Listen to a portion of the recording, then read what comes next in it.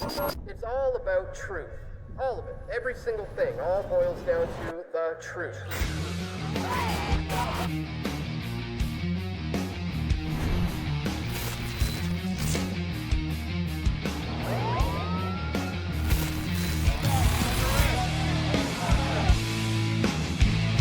We all want truth.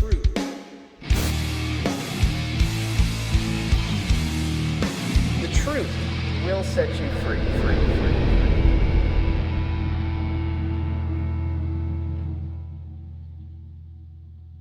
To the program, ladies and gentlemen, this is Press for Truth Live. I am your host, Dan Dix.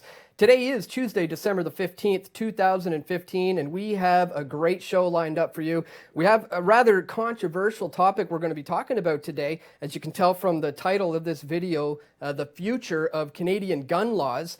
And, you know, with our recently selected Prime Minister Justin Trudeau on having run on this Liberal platform talking about gun control laws, I want to get it directly from the horse's mouth today so we can analyze this as what we may be seeing potentially coming in 2016 from the Liberal Party. Now, I want to share with you right now a letter that Justin Trudeau wrote to the Minister of Public Safety and Emergency Preparedness, and this should give you an idea of what he has in store for Canadian gun laws.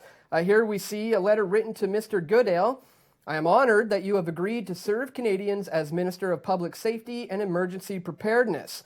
He goes on to say here, in particular, I will expect you to work with your colleagues and through established legislative, regulatory, and cabinet processes to deliver on your top priorities. Well, what are some of these top priorities? Take action to get handguns and assault weapons off of our streets by working with the Minister of Justice to strengthen controls on handguns and assault weapons, including by repealing some elements of Bill C-42. Now, what is he referring to here about what needs to be changed, what elements he needs to repeal about what was changed in C-42? Well, once again, let's get it from the horse's mouth. Let's take a look at the Canadian government's own website, where it says here, we will take action to get handguns and assault weapons off of the streets. We will take pragmatic action to make it harder for criminals to get and use handguns and assault weapons. We will repeal changes made by Bill C-42 that allow restricted and prohibited weapons to be freely transported without a permit. And we will put decision-making about weapons and restrictions back in the hands of police and not politicians. Well, that one is certainly very troubling to me. I mean, we didn't have any kind of a say in who was going to become the chief of police, so why should he have the overall say on what's going to be right for Canadians in regards to our gun laws? Now, I want to go ahead and play for you a clip, an audio clip of Justin Trudeau talking about what he thinks Canadians' views on guns control is. And then followed by this clip, we're going to be joined today in studio by Rod Giltaca. In fact, I want to show you his website. And here it is. Rod, he's the president of the Canadian Coalition of Firearms Rights, which is based in Ottawa. He's a well-known figure in the firearms community in Canada. He's host of the Civil Advantage YouTube channel. And he's also a certified instructor for the RCMP Canadian Firearms Program, and he's owner of the Civil Advantage Firearms Training Center here in Vancouver. So we're going to be joined in studio by Rod right after we come back from this clip of Justin Trudeau talking about how Canadians feel about the current gun laws. I have said very clearly, and I will repeat it, the Liberal Party will not bring back a gun registry. There are many different ways that jurisdictions around the world are looking into gun control. A lot can be done around classification. A lot can be done around proper review of the people wishing to file. To purchase firearms. There are many different ways of doing this, and the Liberal Party is taking this seriously because Canadians are united in their desire to see less violence with guns across this country. Well, there you have it, ladies and gentlemen. That was Justin Trudeau's views on Canadian gun laws. And we are joined right now in studio by Rod Giltaca. Sir, thank you so much for taking the time to join us in the studio today. Thanks for having me. Good to be here. Now, I want to get you some of your thoughts on what you foresee coming in 2016 for Canadian gun laws. But why don't you start by telling us a little bit about what the Canadian Coalition for Firearm Rights is? So the CCFR is an advocacy organization, an activist organization to try to improve the treatment of firearm owners by our government via regulations. We want to preserve the rights that we have today, if you want to call them rights, or improve our situation dramatically. And we're doing it a little bit differently than activist organizations have done it in the past by being more of a public relations organization and focusing on educating the public, because luckily we have the truth on our side, and if more people knew about what regulations exist today, they would be a lot less likely to support further regulation. Well, when it comes to this, where would you say this sort of regime of gun control began here in Canada? I mean, where can we track this back to? Well, there's been different measures of gun control, since the 50s in Canada. But the most significant was after the massacre at École de Polytechnique on December 6, 1989, that resulted in Bill C-17 and C-68 making the Firearms Act, and that was a pretty drastic change for a lot of gun owners. But that's really where it started from. And so there seems to be a misconception in Canada for some reason about private fire ownership and whether or not this is a safe way to protect your family. I mean, what are your thoughts on Canadians who are iffy on that area about using this for protection? So protection of life is actually, the law allows for protection of life with a firearm. And it's actually in the Firearms Act, if you take the time to read it. It's not very long, it's monstrous, but it's not very long. The bureaucracy in Canada, meaning that the chief firearms officers and the RCMP and just kind of the bureaucracy has determined that self-defense with a firearm for average citizens is not a legitimate reason to own one. So I think it's, the whole firearms issue altogether for the average non-gun owning Canadian is probably one of the most misunderstood topics of any political topic that we have. It's absolutely essential that private firearm ownership is available in a free and equitable society, but it is a complex topic. I'm sure we'll get a little bit more into it. Well, it seems that a lot of non-gun owners seem to be pretty vocal in Canada about being against gun owners. I mean, why do you think that is? Is it an element of propaganda, or is, why is that? So it's a few things, and that's actually an excellent question, because that's almost why the CCFR exists. The main problem, the reason why it's so easy to get behind, furthering gun restrictions is people don't know what the law is today. And I think one of the most important things I like to throw at people that don't know anything about firearms or firearm laws or their role in society is today, as we speak, if you were to get pulled over and you had your firearm in the car and you're on your way to the range and you forgot your wallet on the kitchen table, you're facing 2 years in federal prison. 2 years on an indictable. And even if you didn't mean to do it and they like you, meaning that they're going to proceed on a summary, it's $2,000 and or 6 months in federal prison for what? For getting your wallet at home, right? You're the same guy with wallet or not. And I think a lot of people, they can't get their head around that and put themselves in the same position by thinking, what if I forgot my wallet at home and I'm driving my vehicle and that was the penalty? We don't use this type of methodology or this type of ideology in any other aspect of our society where we think that someone deserves, years in federal prison for a paperwork error, and it's an interesting thing. Our job at the CCFR as a band of volunteers is to educate people and let them know that this type of regulation is out there, and that's why gun owners are resistant to further restrictions, because they're sledgehammer consequences for like paperwork errors, right? So. Well, what type of gun owners do we have here in Canada? I mean, I'm curious as to what are the demographics? Like, is it mainly men? Are there women? Is it younger people or older people? Or what's your census of who owns guns in Canada? Well, it's a lot of different groups. I would think it's been predominantly men in the past, but I think more and more we're seeing a lot of women. I mean, I run a Canadian firearm safety course every weekend for my business, and I'm getting all kinds of people, a lot more women than I used to see, 6-7 years ago. Women are really getting into the firearms ownership thing and into training, which I think is phenomenal. Like, I can't tell you how happy and proud that makes me, because I think women are a group of people in Canada that would benefit most from firearm ownership for a number of reasons. I'm sure you can imagine why. So, and I'm getting a lot of young people, and I'm getting some older folks as well, not just your typical middle-aged male. Yeah. Well, I think everybody is starting to realize, well, when you're starting to learn about a tyrannical government, and you start to learn that you need to protect yourself from it. I mean, what are your thoughts about what happened to the people in Alberta when, during a horrific flood, they went in and I think it was a flood. They took away their guns. It was similar to what we saw in the United States in New Orleans, Katrina. That actually happened here in Canada, ladies and gentlemen, and how can we justify something like that? How can the Canadian government justify just stealing people's guns? That's a tough subject. I mean, the CCFR, we don't have policies regarding defending yourself from a tyrannical government, right?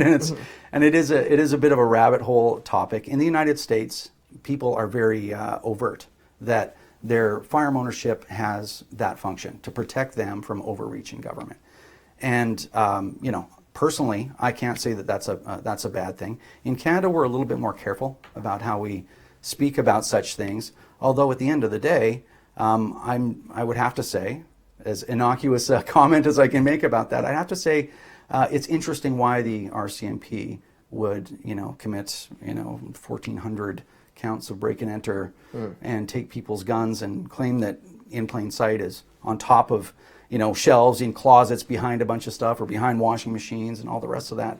It's alarming, and not to get too far off our topic, it is it's one of the, I think people should take that event a lot more seriously than they do, but it's we don't have a lot of control over what they do, right? Well, doesn't the Canadian government at the exact same time say that owning a firearm in order to defend yourself is not a legitimate reason to own a firearm? Is that their position? The bureaucracy says that, or they retain the right to determine who can, and they don't determine that people can do that very often. So there is concealed carry in Canada, although I'm sure countrywide, out of 2 million license holders and 34 million people, there's probably a couple of hundred people that have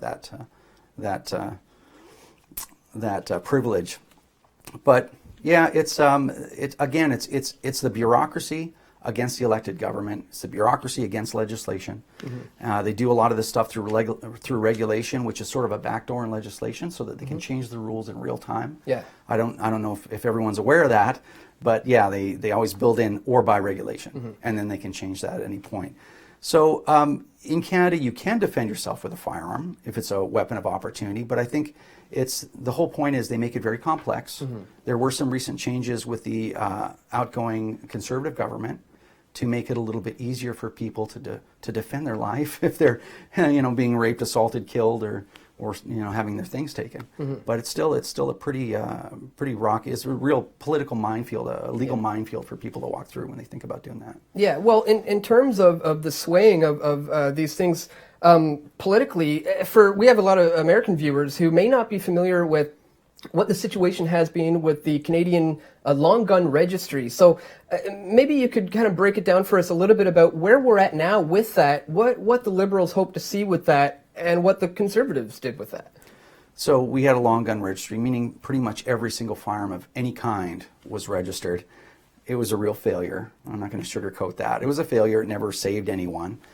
It was incredibly onerous. I would like to, not lose track of the question, but add one of the reasons why gun owners were very resistant to the registry, and a lot of people don't realize, a lot of people that don't own firearms, they don't understand why are gun owners so uncooperative.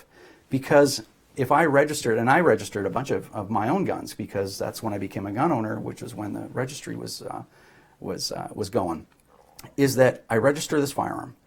I have a license, which means I get a criminal record check every day. I'm scrutinized infinitely more than convicted pedophiles as a firearm owner. I'm scrutinized more than CSIS employees, right? I'm looked into every single day my whole life. Right.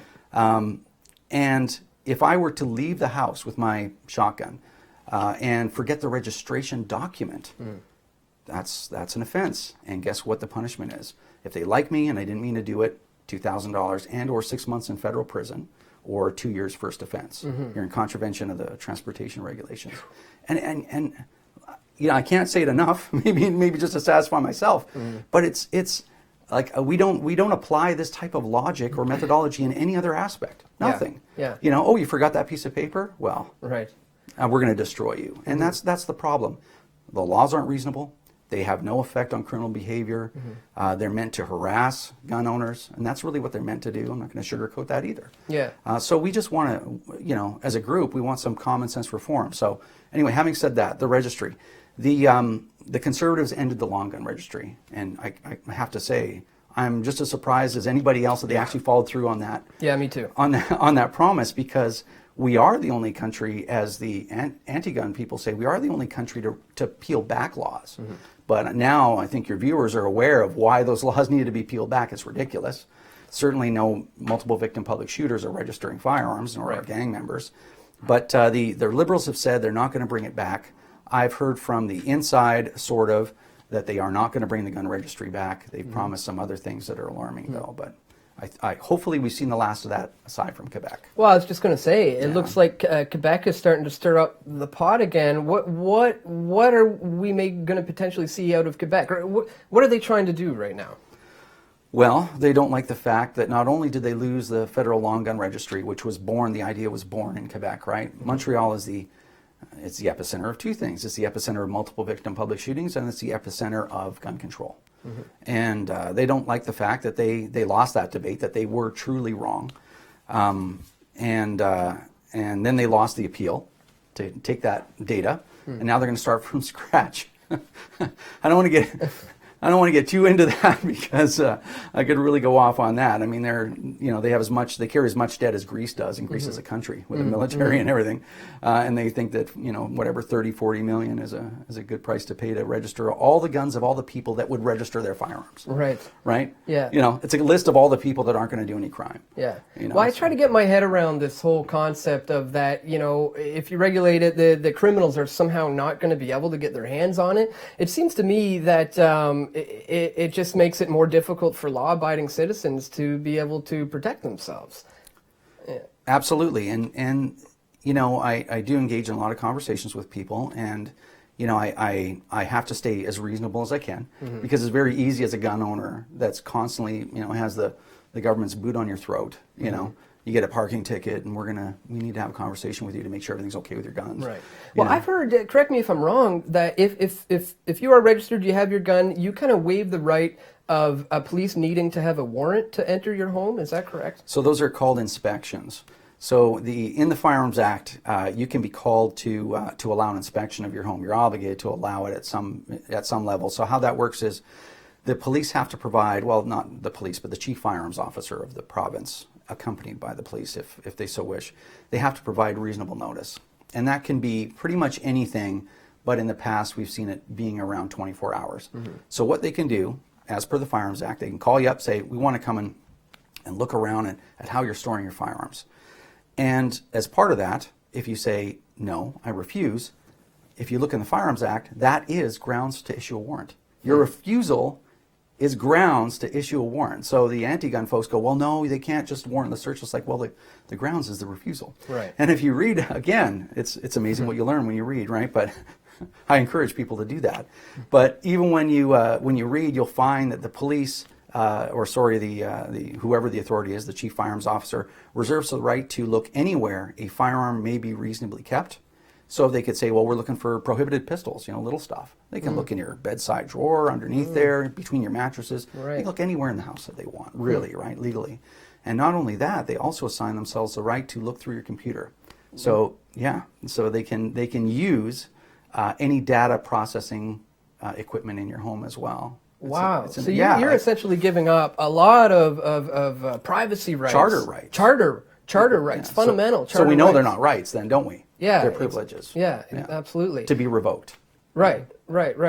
Yeah. So, I mean, how do we get around that? I mean, you know, this is the charter, right? How do we protect ourselves from that? I mean, when it comes to owning a gun in your home, for instance, I've heard, maybe you can correct me if I'm wrong about this as well. Do you have to keep the bullets separate in a separate lockbox and the gun stored in a separate safe? Is that true that you have to keep the bullets separate from the gun? No. Okay. No, it's not. It depends on the types of firearms and the way that you're storing them. So there's a bunch of different options. I'm sure you don't want me to go through all of them, but I can tell you what's possible. Okay. You can have a safe. It has to actually be a safe. Right. You can have a restricted firearm like a handgun in there. A loaded one? No, it can't be loaded, but it doesn't need any kind of secure locking device like a trigger lock or a cable lock or anything. It's ready to use. And you can have loaded magazines in the safe as well.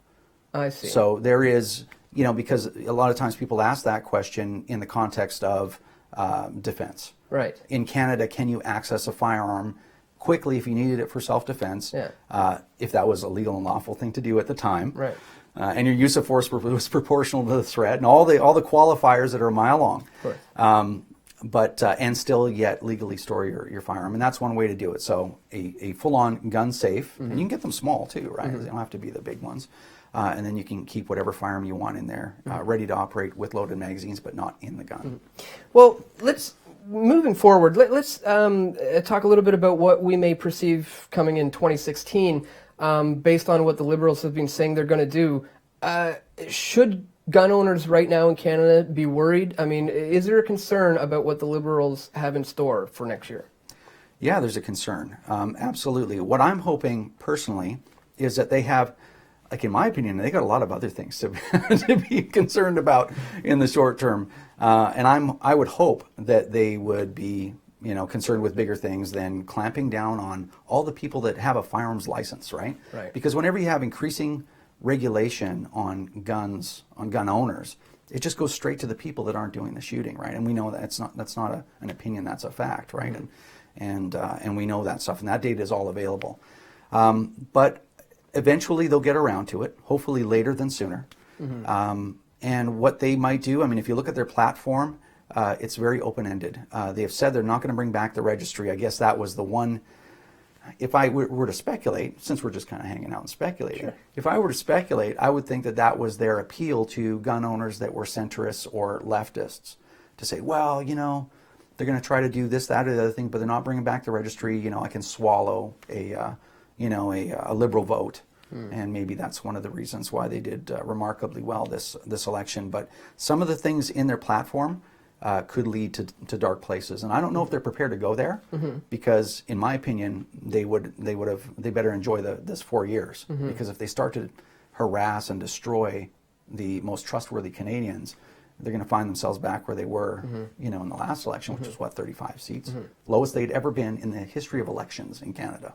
Well, what would be then maybe a good example of what a bad law would be? Like, maybe you could just give us an example of what would a bad law be from the Liberals that would harm gun owners such as yourself? So I'll give you, I got a great example. Now, Justin Trudeau did mention before the election that, there's some things we can, I think you just played it, there's some things we can do around classification. And what classification is, if you're going to change a firearms classification, that means all the people that already own that firearm now have a completely different firearm in the eyes of the law. Something like that just recently happened. It was 1 year ago, this past February, which was the reclassification of the CZ858 and Swiss Arms rifles. And that was insidious, diabolical monkey business. It's beyond words. What happened was the RCMP, who had the power to classify firearms at that time, reclassified some non-restricted rifles, 13,000 of them owned by Canadians, from non-restricted to prohibited. Nobody has a prohib license. There's only a handful of people that still have those, and frankly, they're dying off. These guys are getting old. Once those licenses are gone, that's it. And the reality of it, I think people don't understand what the reality of what happened there was. I have one of those rifles, a CZ858. Non-restricted means you can throw it in the back of the car, You can drive around, go to work, do all the whatever, and then go out to the bush, shoot cans with it, whatever, return home, throw it back in your gun safe or whatever. They reclassified those firearms to prohibited under the cover of darkness, and they told nobody. They told no one. So here's 13,000 people, or whatever, 10,000 people, but 13,000 firearms. Criminals overnight. Yeah, but they didn't even know. So that means I'm out in the bush shooting cans with my kids. Conservation rolls around the corner. They're like, "What do you got there?" I'm like, "Oh, CZ-858. You guys want to shoot it?" They're like, "No, actually, we're going to arrest you for unauthorized possession of prohibited firearm. You're facing 14 years in federal prison for that. 3-year mandatory minimum." How can you do that? How can you do that to somebody? Yeah, and so I'm going to trick you into a mandatory minimum 3 years in prison. What would 3 years in prison do to your life, Dan? Right now. Yeah. Right? I mean, it would destroy me. Destroyed. Absolutely. And for what public safety benefit? I don't want to go off or anything, but that's what people don't get. What did the public get out of that? Yeah. So we learned a few things. We learned that, the RCMP could not handle the responsibility to classify firearms properly. Right. They, if they, and this is just my opinion, if they really felt like this is a danger, we need to do something, then what you do is you notify the community. You say, listen, we've changed the classification. We're going to give everybody a month, whatever. They didn't tell anybody. Yeah. And so anyway, all that to say, that was reversed by the Conservatives. Also, that power was taken away from the RCMP by the Conservatives in Bill C-42, as you might know. But now the Liberals say, well, we're going to look at some classifications again.